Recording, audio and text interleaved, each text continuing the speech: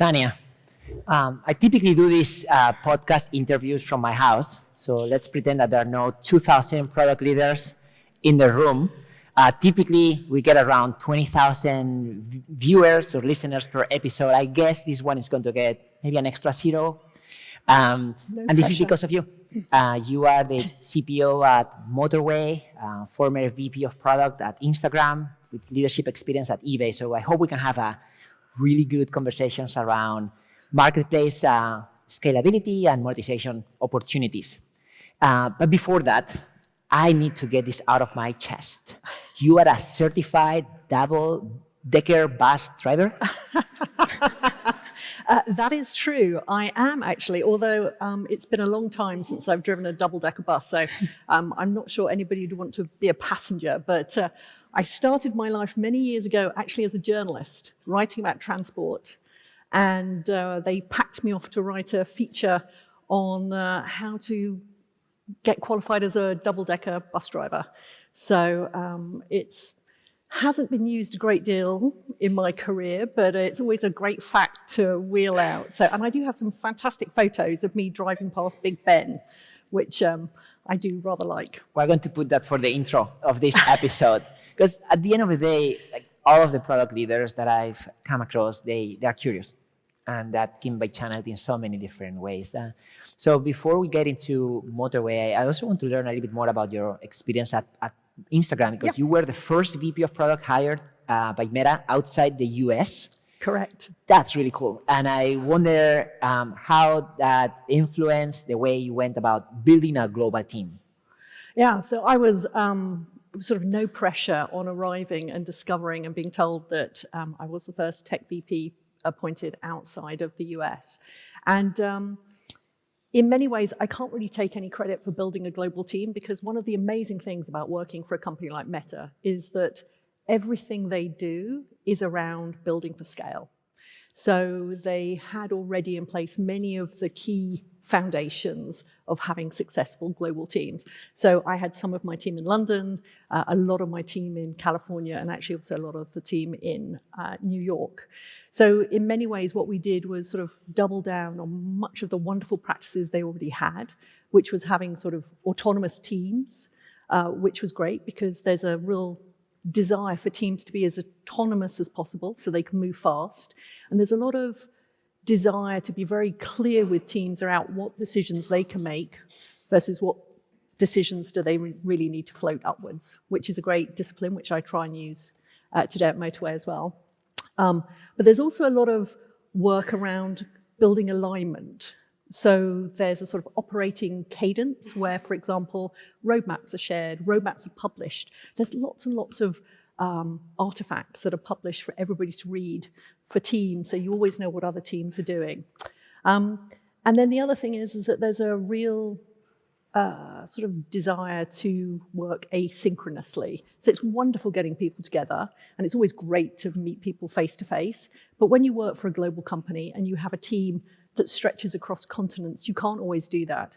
So you have to really work hard to think about how you can do things asynchronously. So you can have teams that are picking up things as other teams are going to bed, and it all works brilliantly. The other thing I would add, which they had in place, which I really loved, they have this idea of canonical everything. So it's part of this approach they have at Meta called extreme clarity, which anybody who's worked with me subsequently will have heard me use that phrase, because I think anybody who's worked at Meta will use that phrase. It's sort of like a PM superpower. And anybody can read about it, because there's this amazing woman at Meta called Naomi Gleit, who has this approach of canonical everything as part of extreme clarity. And she writes extensively about it. So I'd encourage everybody listening, everybody here, in the spirit of being curious, to go and read up about it, because I think it really makes better product managers when you put that in place. So everybody, whenever you arrive at a project, because you're always hiring, whenever somebody is new or somebody has been assigned to a new piece of work, the approach around canonical everything is you can always find out exactly how is a project doing, how are the decisions made, what is the end goal, and it's very quick to be able to get up to speed. So all those things make working across borders a lot easier. My challenge with that canonical everything is that usually what I've seen in the US-based companies that hire someone in the leadership team outside the US is they end up getting the short end of the stick. It's like canonical for HQ, and then you kind of have to follow along. So curious to know like how you actually make it canonical equal for people who are not in HQ. Yeah, actually, that never even crossed my mind. So I think it is canonical for everyone. So there's the same expectation for whatever team. I suspect even if you are a team that is sitting on the same floor as Mark Zuckerberg, I suspect you still are doing the same discipline around canonical everything. I think where you do get the sort of short end of the stick potentially is when you are working outside the US. Yep. So I know there'll probably be people who've worked at Meta or worked at Google, and we will all be very familiar for the rather long hours. So as all our friends are heading off home at 6 o'clock, you know, kind of there's still a few hours to do at the end of the day.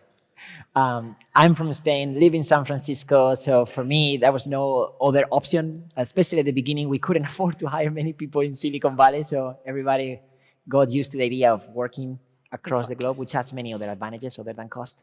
I know that you led a ton of monetization initiatives, including real ads, e-commerce, subscriptions. So Mark Zuckerberg, I remember him talking about the importance of monetizing reels. So curious to know, like, what are some of those practices that hopefully can be applicable for other PMs working on monetization? Yeah. So I've been really lucky in my product career because I've had to sort of tackle with teams some really gnarly product problems. So I worked at The Guardian when there was this huge shift around consuming content from newspapers to online. I was actually at the forefront at eBay when we did fixed price selling, which sounds crazy, but at the time was such a controversial decision. And at Instagram, it was a very similar moment where there was this really gnarly issue around Reels. So for those of you who may not be aware, if we go back in time to say 2022, Reels on Instagram were taking off like crazy. And it was wonderful to see because if you're being compared, your growth's being compared to say TikTok, seeing our video consumption growing fastest in the market is wonderful. And we also knew it was a format that the users of Instagram really loved. So you could see they were spending more and more time on Reels and sort of shifting their time away from feed and stories and spending more time overall on Instagram.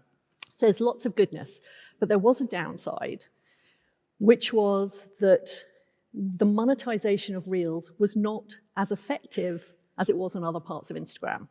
So as people shifted their time to spend time on Reels, actually Instagram was losing money. We weren't making as much money. So not surprisingly, you heard people like Mark Zuckerberg talking about it because every earnings call, it became a really hot topic. So it was regarded as probably one of the toughest problems that we had to solve within Meta.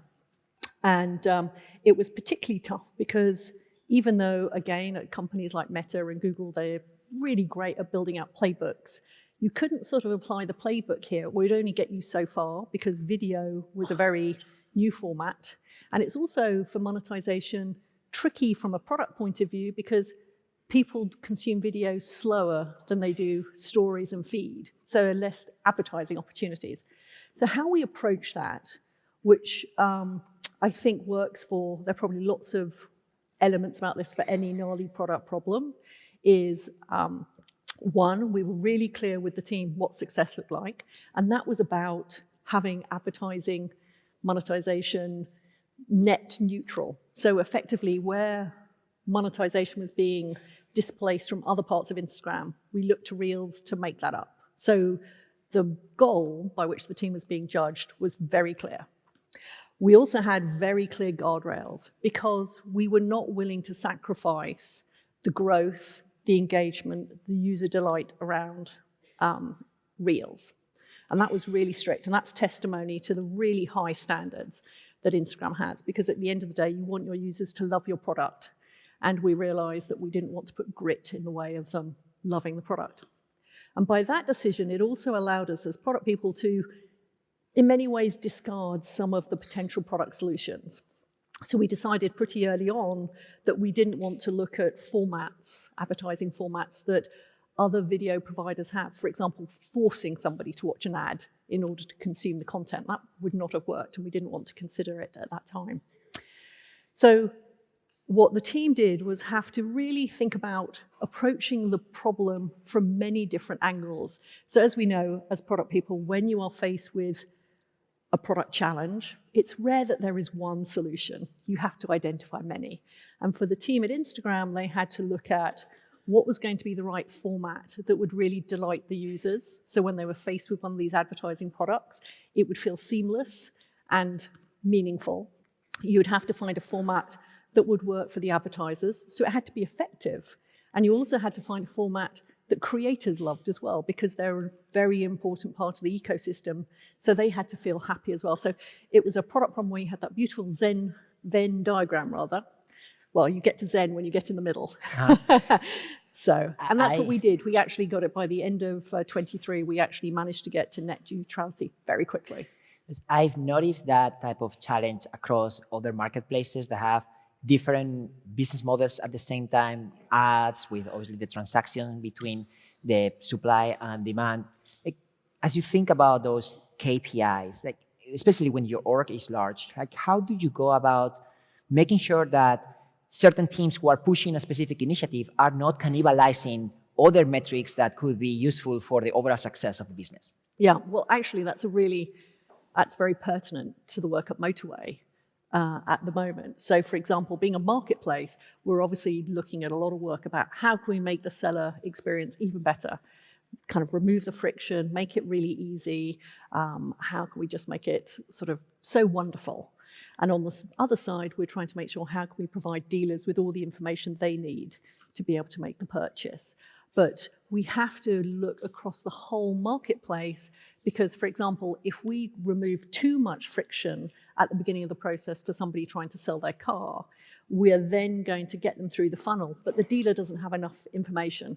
So when they are actually face to face with the kind of to make the purchase and they're looking at that vehicle, but actually they didn't see all the damage or the issues that potentially that vehicle has, they cancel. So one metric looks great at the beginning of the funnel, but ultimately the top line metric doesn't work. So you have to really be careful about I think that's a great point. Sometimes like even slowing down the onboarding process, benefit of the overall success metric versus just pushing something too hard that is obviously going to create a leak further down the funnel.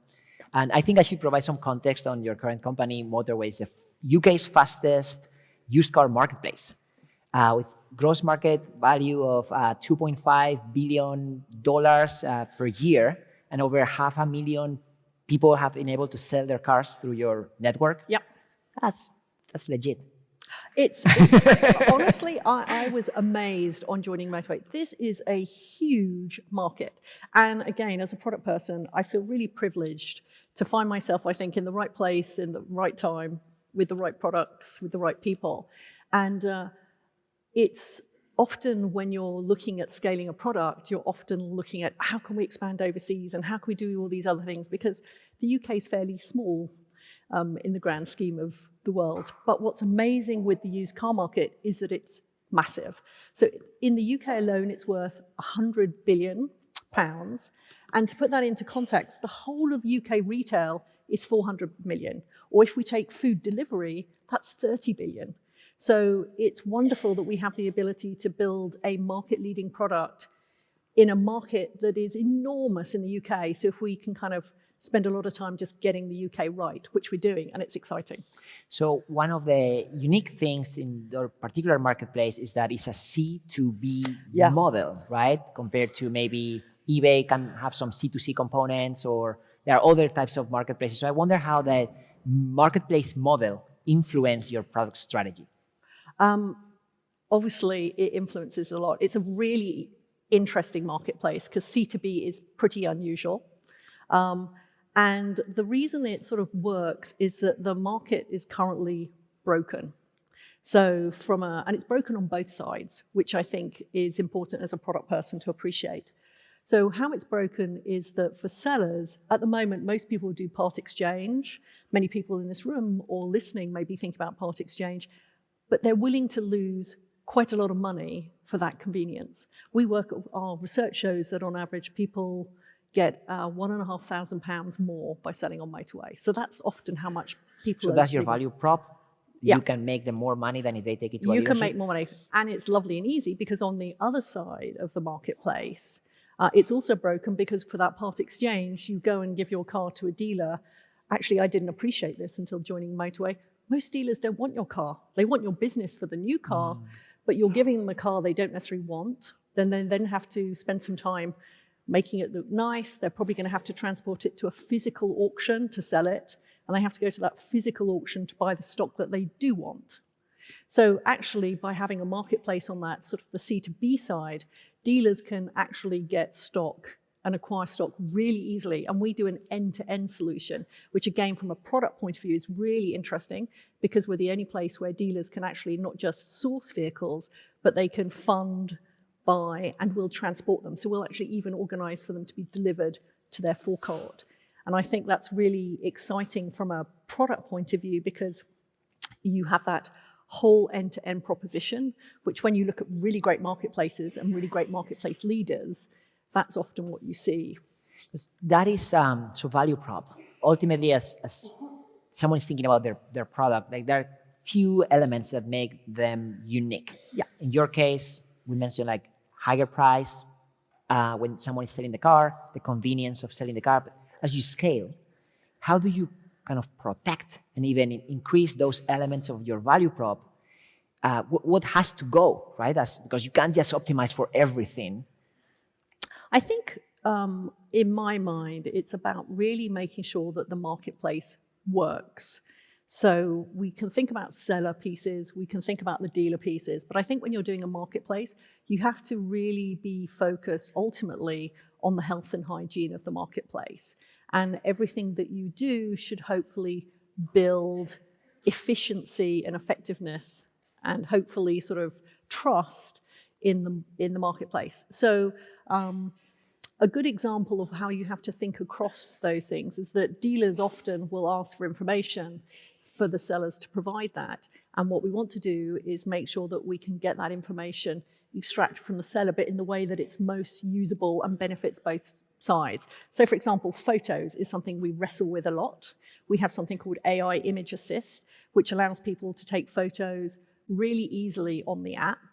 And we found that not only by having much better quality photos are we helping dealers have better confidence, so we're really building the activity of the dealers, it's making life easier for the sellers and removing the friction at the same time. So for example, when we introduced AI Image Assist, I believe the percentage of resubmitted photos fell by 67% because people were finding it so hard. So this reminds me of the early days at Airbnb. This is before AI. They were also sharing a similar story. They were sending photographers to the host homes because they realized that the quality of the image would influence the decision to just rent or not a house. So they were hyper-focused on ensuring that those homes would look fantastic. And they didn't have these AI capabilities, but there was another element for them that was like the quality of the reviews. They were obsessed around getting to, I think it was 9, that was the magic number. So there were certain aha moments that would determine when a product is now going to be able to sell consistently. So in your case, and maybe we can connect this with other marketplaces, what are some of those specific aha moments that you knew that you had to get there in order for that product to start getting more liquidity? I think with Motorway, on getting that liquidity, it's sort of, I'm going to sort of contradict. I think you have to, one, you have to think that marketplaces are inherently efficient. I think you don't want to dabble too much in the mechanics of a marketplace. I think if we were to all leave it alone, a healthy marketplace should still work. But I think our job as product people is to really help provide some oil in the system where it's needed. So there's a lot of, I'm sure, like many people in this room and people listening, they will have read about if you're doing a marketplace, do you do the supply side first or the demand side first? My very simplistic point of view is it really sort of doesn't matter because if you get one going, the other will follow. And we see that on Motorway. It's really, we had very recently, we had an absolutely huge, wonderful uptick in numbers of people who were selling their cars. And within hours, there's a huge uptick in the number of dealers. We don't have to tell them. So I think in terms of those aha moments is to sort of knowing when to dive in and knowing when to hold back. So we do dive in some ways in Motorway because being the C2B marketplace, there's an interesting sort of bit of grit in the system is that because people selling their cars, if you're going to list your car, you're going to list it after work, before work, or at the weekend, because you've got to take the time to take some photos and provide the details.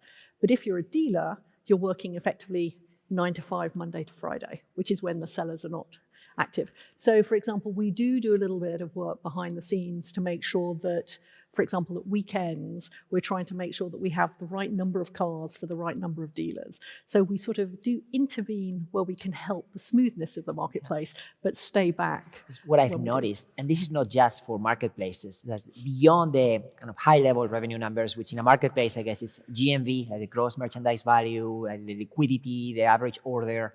Like there are some leading KPIs that are absolutely critical and sometimes unique in order to get to that end result. So, and then you have the other dimension, which is supply demand. Probably those leading KPIs for one side are different than for the other. So what are some of those like really unique leading KPIs that can influence the ultimate revenue number? And I ask that because that's ultimately a lot of the challenges for PMs, right? I don't want people to live with a cheat sheet of like, okay, I need to focus just on revenue. It's like, what do you need to do to actually influence revenue? Yeah. So I love this because the thing is that with KPIs, there's always so many that we can look at. And there's this tension of wanting to look at everything, but also knowing that you have to really be very clear on the handful that you're really going to look at. So we do have a very small number of very top-level ones, and we try and make sure everything nests underneath. But in terms of those sort of leading indicators, for us, for example, we can see, for example, things like number of photos. That is the moment of a piece of friction where somebody is sitting on the sofa, they're listing their car, and unfortunately there is the moment in time where somebody is going to have to go and take a photograph.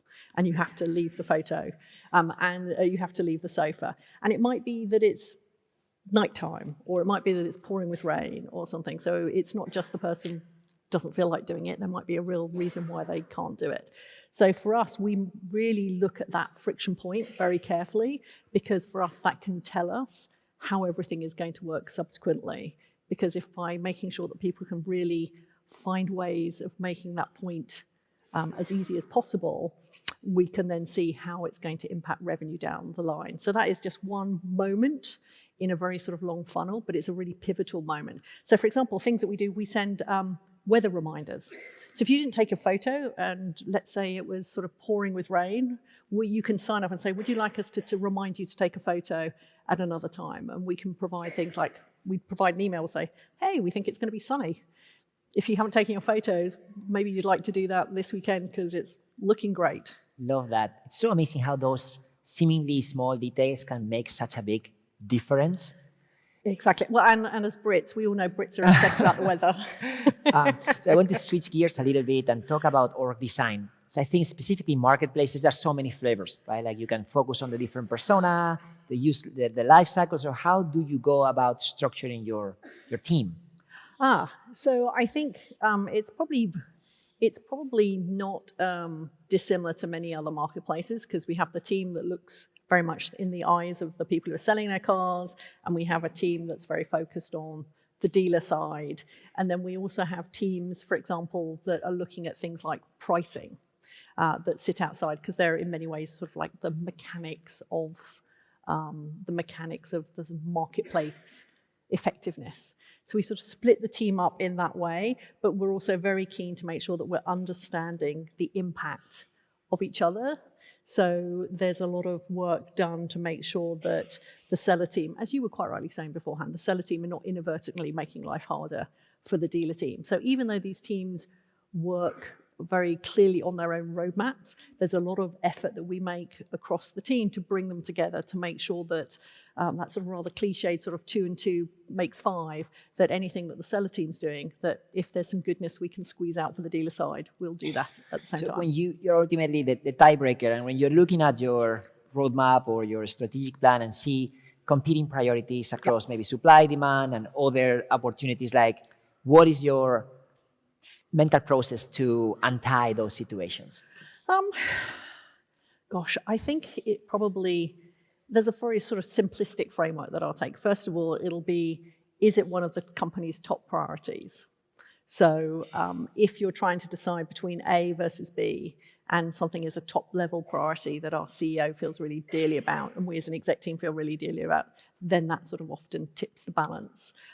It might be, for example, if they're both top-level priorities, then you might make a decision as to which one is going to deliver impact fastest, or, for example, which one will yield the most important learnings that will allow you to go faster once you've made that decision. So you look at the sort of quality of the actionable insight you're going to get as a result of doing that. I think one of the things I would say is that the most important thing is not to go into analysis paralysis, because I'm a big believer in that sort of move fast and pivot if you need to. So when you're in that moment in time, you go, do I pick A or B? My guidance to every product leader is just pick one. You can change your mind afterwards, but whatever you do, don't delay. Yeah. I like that last thing you said about you can change your mind later. Jeff Bezos talks about the two-way door decisions. Yeah. I think sometimes the risking the decision by knowing that it's not the end of the world and just making the decision, trying and knowing that it doesn't work, you can change your mind, ultimately helps people move on. Yes. Yeah, and I think it's really important for PMs. You know, the most hygiene thing a PM needs to do in their job is to execute. And to execute, you need momentum.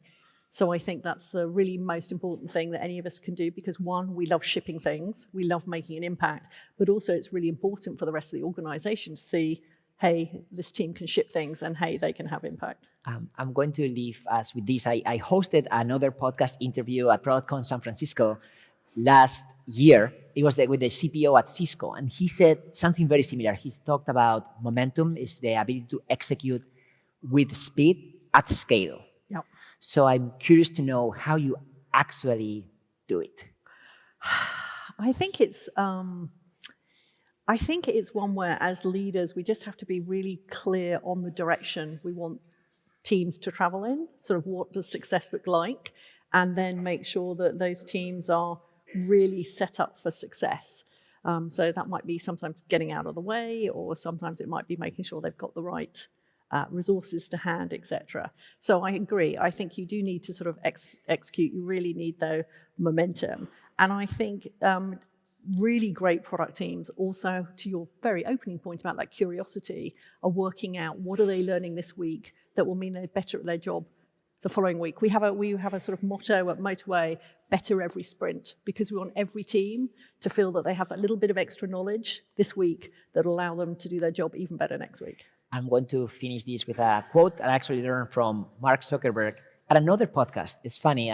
There's a podcast in San Francisco that was hosted live. It's called Acquired. I love it. And they had Mark on stage, and he was talking about the obsession around learning fast and how he wants his company to be remembered as the fastest learning organization. And that's what gives them the momentum to know that you can try.